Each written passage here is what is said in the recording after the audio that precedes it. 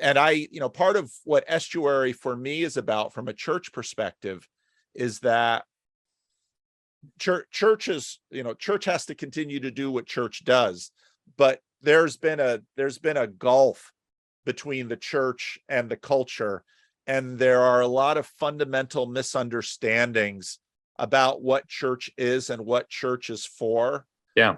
And there's a lot of, given the history of church in the West and perhaps to the East in the Eastern church as well, there's a lot of anxiety among non-churched people about church. Is it a cult? Is it something that's tyrannical? Yeah. And I think anybody who's, there certainly are tyrannical churches and tyrannical pastors. Yeah, for sure. But anybody who's had a living, healthy relationship in a church should understand that church is fundamentally not tyrannical. We talked about making and keeping commitments. Making and keeping commitments is a different thing from a tyranny. That's right. It's hard because some people today, let's say, might think that's it. Like, a lot of people seem to think that just authority itself, any authority is immediately tyrannical, but that's not how, especially in a church, because think about a church is that you're not especially now, like there's no one compelling you to go to church. And so it's a negotiation. Like, even if there is real authority, it's always going to be a negotiation, because it's not like there are any consequences to you not going to church, especially now. So yeah. And yet, well, I thought your conversation, I think it's with Glenn, when you talked about authority, I'd love to hear you talk more about authority in some of these venues, because so my wife is an elementary school teacher. Yeah. And she's in a Waldorf program. So she went grades 1 through 8 with her class. I remember that first class that she sort of graduated. I mean, those kids would do anything for her, because what she did through those 8 years was, she's very demanding. She runs a very tight ship in terms of that classroom, but she can do that because she pays very close attention to each of them as an individual. And the kids very quickly pick up that she wants what's best for them. Yeah. And so it's not tyranny, it's love. Yeah. Yeah, but you can see it. Like, there's also, I mean, I think everybody's had that experience in school. I remember my best teachers were actually not like the just the nice teachers, the ones that are just trying to buddy up to you and to, they're actually the teachers that were both demanding and strict, but involved and caring. So it's like, they will put in the work, they'll put in the time, they will pay attention, they'll listen to you, they'll listen to your question, they'll take them seriously, but you better step up and, so there's a sense in which that seems to be, at least in terms of authority, understanding that for sure, if authority doesn't love, then that's not how it works, right? I mean, St. Paul sets it up pretty clearly. It's like the authority has to love, and then the let's say the people that are submitted to that authority have to submit, but it goes both ways, right? It's like, if you don't, you can complain. Let's say you could be an authority and you can complain that nobody's listening to you, if and you can say, well, they should, this is God's way, like they should listen. With like, okay, you can say that as much as you want, but it's still not going to work. It's still not going to happen.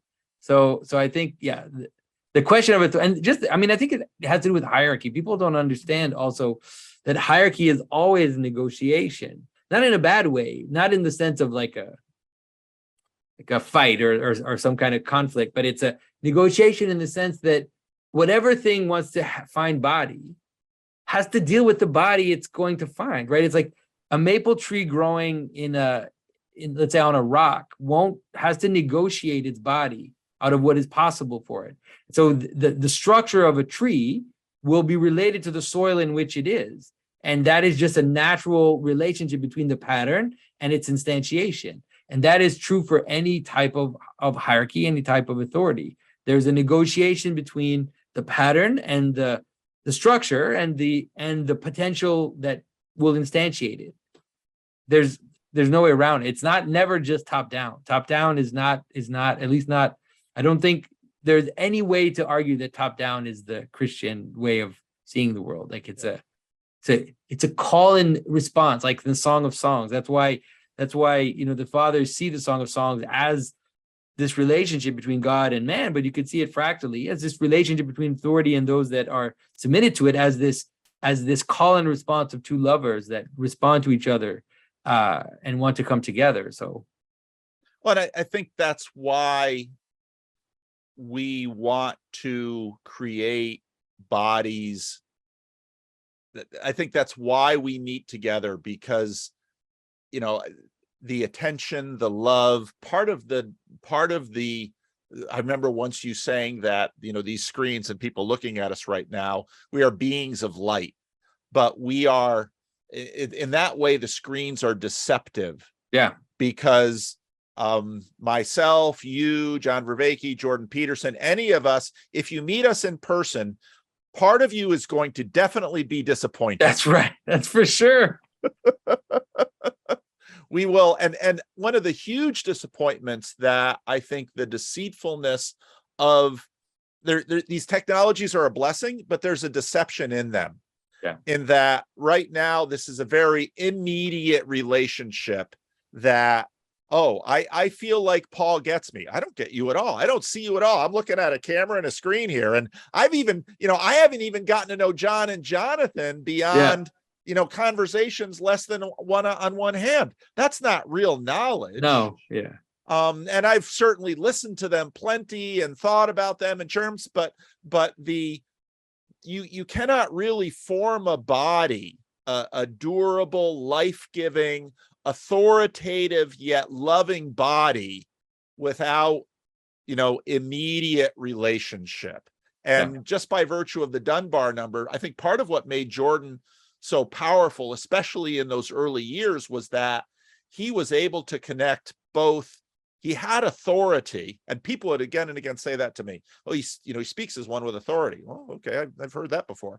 But partly because on one hand, he was able to make a credible demand of people, that people could say, yeah, I should clean my room. Yeah, I'm sponging off my parents. I'm wasting my life. That's a credible appeal and a credible challenge. But at the same time, you'd see him when he was talking about the loss of humanity, that, let's say, someone living in their mother's basement covered in Cheetos dust, doing video games and porn all the time. When he would break down into tears about such a person, you saw then that mixing of challenge and care and love. But and the screen sort of said, well, he cares about you. Well, to the degree that you're participating in the fraternity of porn and Cheetos dust, perhaps, but that's not much of a fraternity to be that's not a good body to be a part of. No. Yeah, well, it's a spark. Like it's a spark that can lead you into something real, which is why I think, I think that both of us have had different ways of going about it. Like, I think the estuary, that's definitely, it seems to be what you're trying to do, is saying, okay, well, we need to get this to land, and I'm focusing more on the church idea, but the estuary is like an intermediary space, like a space of, a bubbling space of discussion and exploration that I think is also super necessary right now. And part of, for me, estuary always has two prongs. One of it is I'd love people to form groups, make a body, participate in it, commit to it, figure out how to make that a life-giving, life-producing network of relationships. But the other part for me is admonishing the churches to say, look, why aren't you doing that? Yes.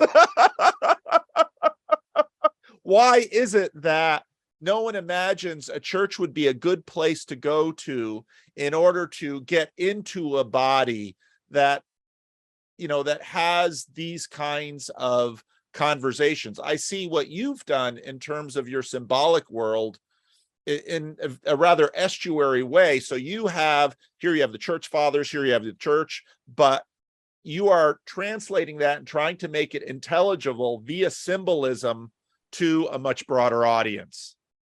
And some have figured that out and then found their way into the church. Yeah.